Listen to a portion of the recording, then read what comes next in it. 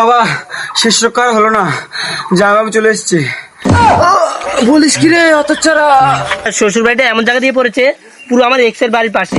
মুখ না ঢাকা দিয়ে কিভাবে যাবো তুই বল? বেরো বেরো শালা জামাই। গাছে কি গায়ে মাথাতে গাছ উঠেছে তুমি? আমি না তো দাদা, তুই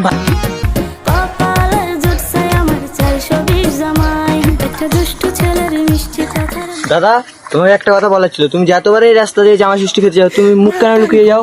আরে তুই বুঝিস না, আমার শ্বশুর বাড়িটা এমন জায়গা দিয়ে পড়েছে, পুরো আমার এক্সের বাড়ির পাশে। মুখ না ঢাকা দিয়ে কিভাবে যাবো তুই বল? তাহলে রাস্তা বদলে নাও। কি করবো তুই বল? এই রাস্তা দিয়ে গেলে ওকে দেখার জন্য মনটা একটু চুলকে উঠে, আর ওই রাস্তা দিয়ে গেলে আমার শেফালি আছে। তোমার এক্সের বাড়ি তো পেরিয়ে এসেছো, এবার কি মুখটা খুলে দাও। সামনে আর একটা এক্সের বাড়ি আছে, সেটা পেরিয়ে যাক তারপর খুলছি।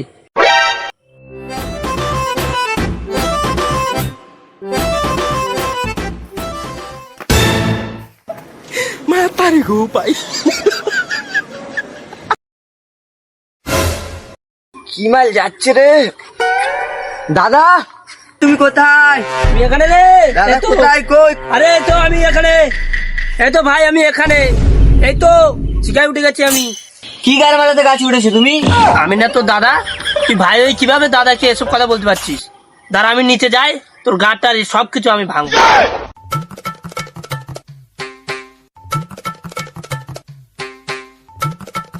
থামসাপের বোতল কই? দাদা ওটা তো ওখানে রেখে এসেছি। যা আগে ওটা নিয়ে আয়।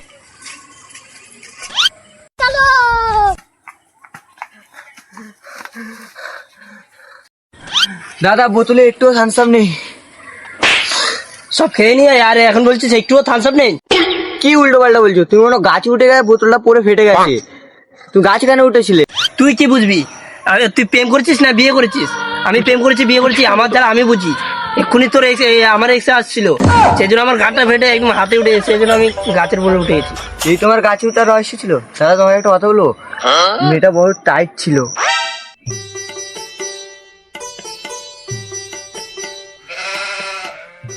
এই ওখানে গিয়ে কিছু ছাদরামো করবি না, যা দেবে তাই খাবি, কোনো ছাদরামো করবি না, ঠিক আছে?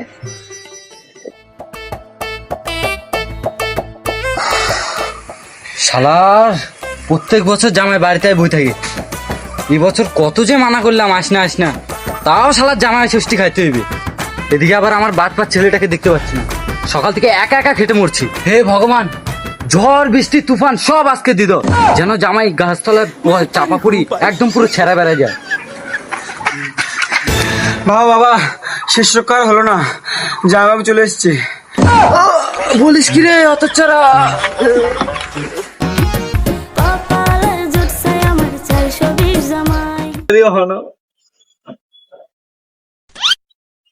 সালাম।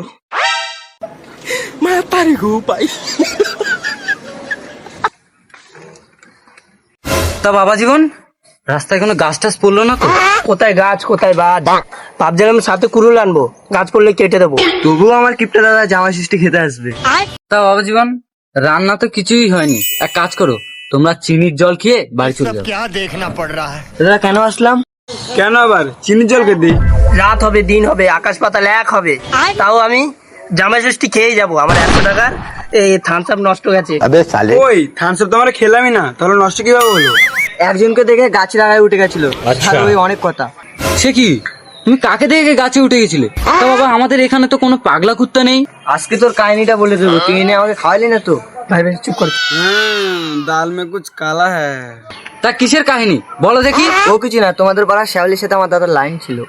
এই শ্যাফেলের নামে কোনো উল্টো পাল্টা কথা বলবি না। হাই হাই শুনি কি, আমি আর ভাবছি শ্যাপালিকে আমার ছেলের পুত্রবধূ করব। এই শালা জামাই বেরো, বেরো এখান থেকে, বেরো বেরো। শালা জামাই গাছের খাবে তলারও করবে।